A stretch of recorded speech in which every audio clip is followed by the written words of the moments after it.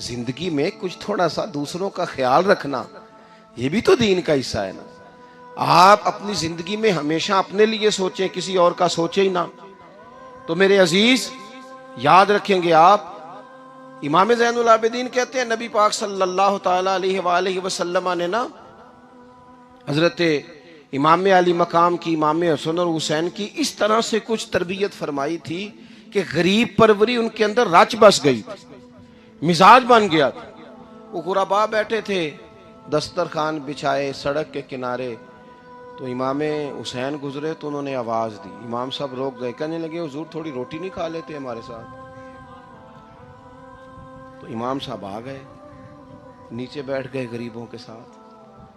कोई जुर्रत करे ना, चलो चलो अमीरों ने तो गरीबों के साथ बैठने की जुर्रत नहीं करनी, कोई पीर ही बैठ जाए गरीबों के साथ, वही मेहरबानी कर दे कि मैं पीर साहब हूँ, किबला हूँ, तो मैं ही चलो लंगर खा लूँ मुरीदों के साथ बैठ के।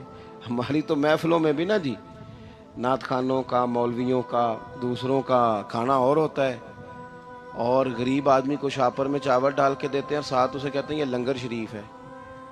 भाई अगर ये शरीफ है, तबर्रक है, तो ये पीर साहब नो नहीं सी लंगदा, अड़ता है गले में लंगर उनको। ये लंगर शरीफ जो है, ये नात खां को भी तो गुजरना, तबर्रक है कि नहीं? हाँ ना तो करो ना।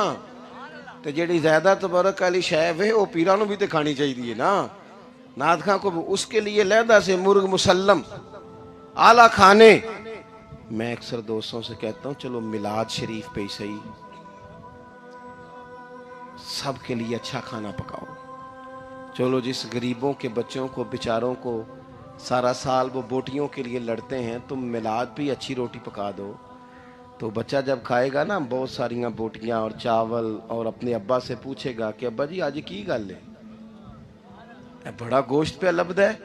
तो हो सकता है गरीब बाप रो ही पड़े और उसे कहे पुत्र तो आज राज राज के खाज साढ़े नबी पाक दा मिलाद शरीफ है।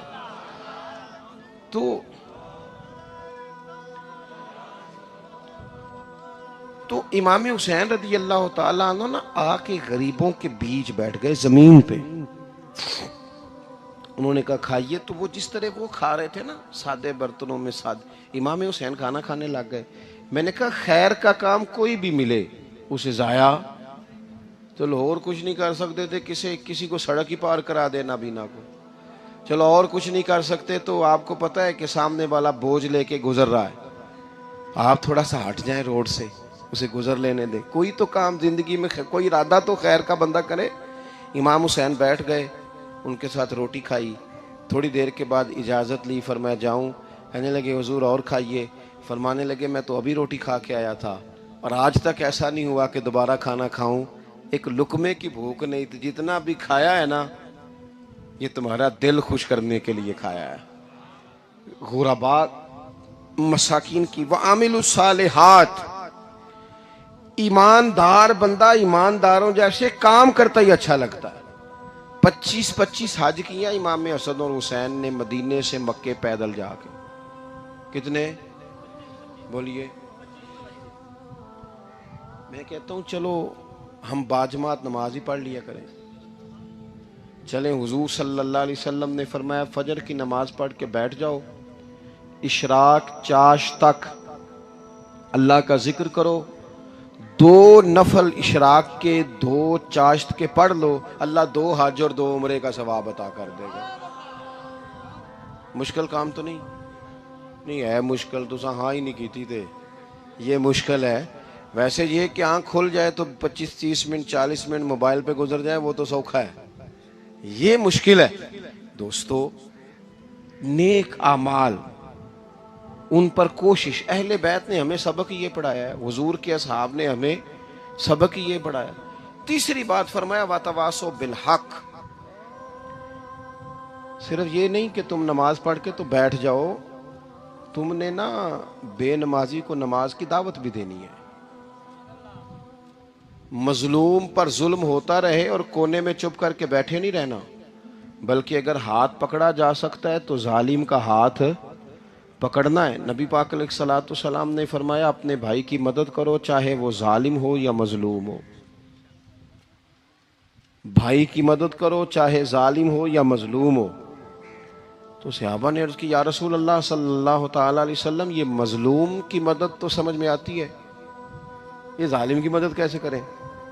नहीं समझ आ रही है आपको बात की? या रसूल अल्लाह सल्लल्लाहु ताला अलैहि वसल्लम, मजलूम के साथ खड़ा होना तो हमारी अकल में आ गया, तो जालिम की मदद कैसे करनी है? तो नबी पाक सल्लल्लाहु ताला अलैहि वसल्लम ने फरमाया, जालिम को जुल्म करने से रोक दो, तुमने उसकी मदद कर दी, उसे बाज करो।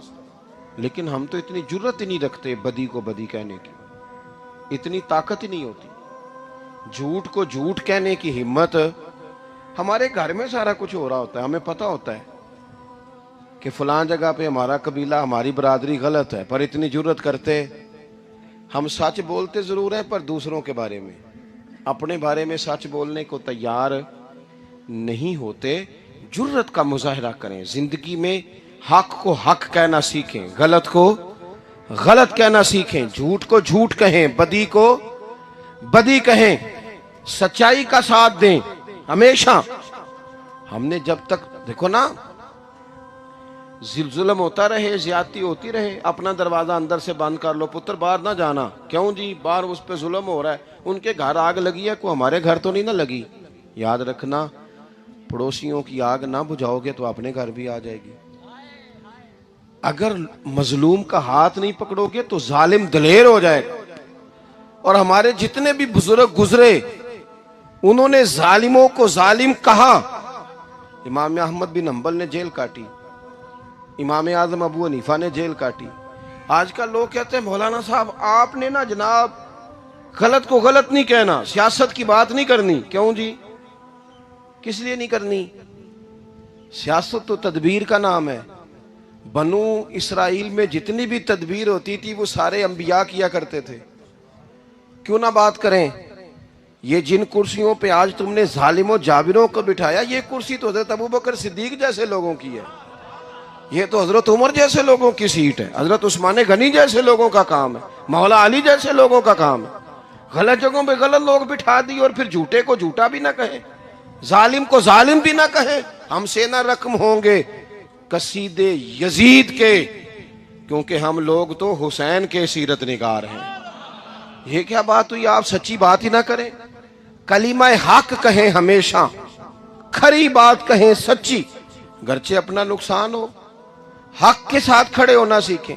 वतवासो बिल हक, सारी आसानी थी इमाम हुसैन को, कोई मसला नहीं था, आराम से बैठे थे।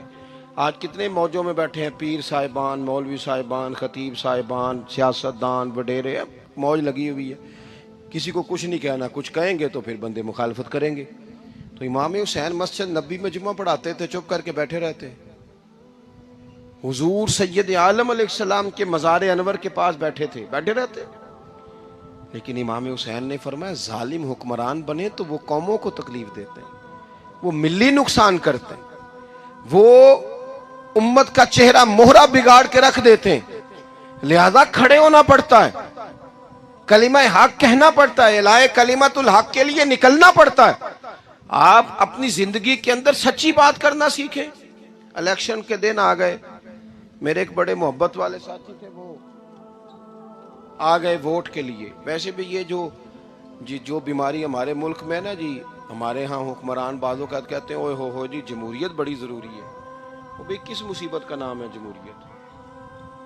इकबाल तो कहते हैं कि ये वो चीज है कि जो जिसमें पता ही कोई नहीं होता, पढ़े लिखे अनपढ़ का, छोटे और बड़े का, सियाने और बेवकूफ का। जमहूरियत वो तर्ज हुकूमत है कि जिसमें बंदों को गिना करते हैं, तोला नहीं करते। किस तुम क्या रागल आप रहते हो हर वक्त? कौम को उसका हक मिलना चाहिए, गरीब की मदद होनी चाहिए, इंसाफ मिलना चाहिए। बाकी ये तुम्हारी कहानियां हैं डिक्टेटरशिप और जमहूरियत, और हमें तुम्हारी समझ भी नहीं आती। हर डिक्टेटर के साथ होते हो, बातें जमहूरियत की करते हो, जहां तुम्हारा दिल करता खड़े रहते हो। हमें तो कोई इससे गरज नहीं, काम होना चाहिए।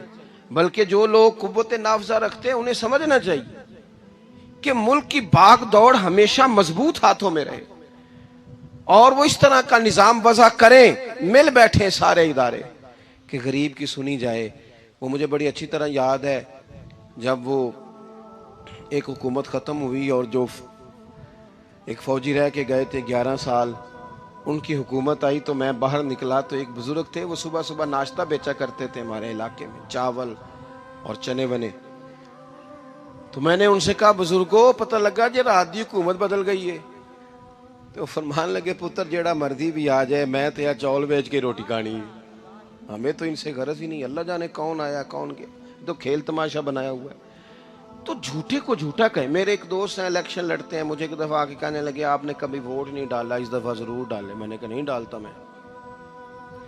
कहने लगे वोट कौम की अमानत है। तो मैंने कहा अमानत किसी बेईमान को दे दूं? अमानत तो अमानतदार को दी जाती। नहीं समझे आप बात? ये सारे कहते हैं ना वोट कौम की, तो अमानत किसको देनी चाहिए? सही बताओ। चलो हुण तुसी बोलना नहीं, बस दिल च गल रखनी, दिल च। देंदे वैसे इमानतदारा नहीं हो ना? नहीं, मैंने कहा बोलना नहीं, एवं किसी ने पता ना लग जाए। देते वैसे ईमानदारों को ही हो ना? ये अपने दिल से पूछो, फैसला लो, अल्लाह से डरो। जालिम का मददगार जालिम होता है, जालिमों का मददगार जालिम होता है। वो तेरे मेरे वोट पर जीत कर जब जुल्म करेगा तो फिर कौन है जो ये दावा करेगा कि जनाब मैं जालिम का मददगार नहीं? सोचो, समझो, गौर करो। अजीज भाई, इमाम हुसैन रदी अल्लाह तआला अन्हु ने फरमाया, सच को सच कहेंगे, झूठ को